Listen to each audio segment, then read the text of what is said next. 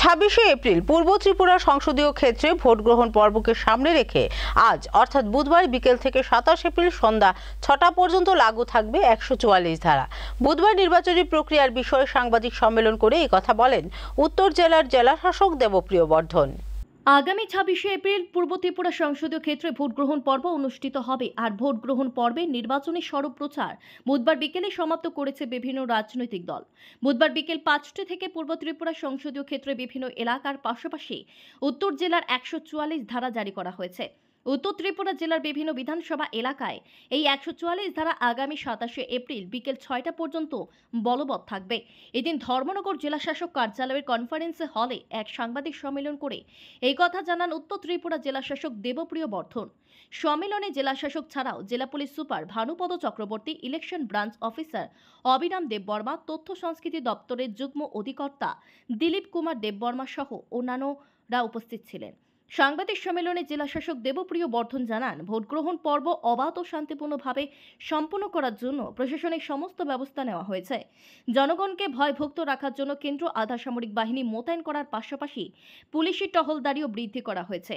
জেলাশাসকের পাশাপাশি উত্তর Tripura police super Bhanupada Chakraborty ও জেলা সুরক্ষা ব্যবস্থা নিয়ে জনগণকে নির্ভয় প্রদান করেন। ভোটদানে বেশি করে এগিয়ে এসে গণতান্ত্রিক অধিকার প্রয়োগ করার জন্য এদিন গণদেবতাদের কাছে আবেদন করেন জেলাশাসক ও জেলা পুলিশ সুপার। এখানে উপস্থিত আছেন এসপি উত্তর ত্রিপুরা জেলা। আপনাদের সবাইকে আজকের এই প্রেস ব্রিফিং এ স্বাগত জানাচ্ছি। আপনারা জানেন যে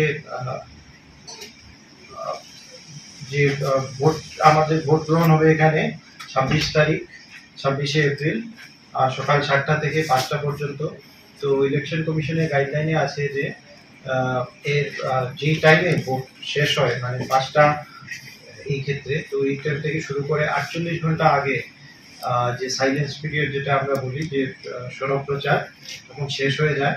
তো ওই টাইমটাতে বিভিন্ন ধরনের রেস্ট্রিকশন থাকে। তো যেমন এক তো ক্যাম্পেইনিং সরব প্রচার যেটা হয় সেটা করা যায় না। তো লাউড স্পিকারের পারমিশন আমরা কোনো জায়গাতে আমরা ওই সমস্ত দেই না। তারপর 144 ইম্পোজ করা থাকে আমাদের এখানে। আজকে অলরেডি 144 সিআরপিসি আন্ডারে অর্ডার ইস্যু করা হয়েছে, বিভিন্ন জায়গায় মাইকিং চলছে। তো সেটার বিভিন্ন ধরনের রেস্ট্রিকশন আছে। আর সেই রেস্ট্রিকশন আজকে 5টা থেকে শুরু করে তারপর সেটা থাকবে 27 তারিখ সকাল পর্যন্ত। সকাল সেটা 6টা পর্যন্ত আমরা সেই অর্ডারে মেনশন করেছি।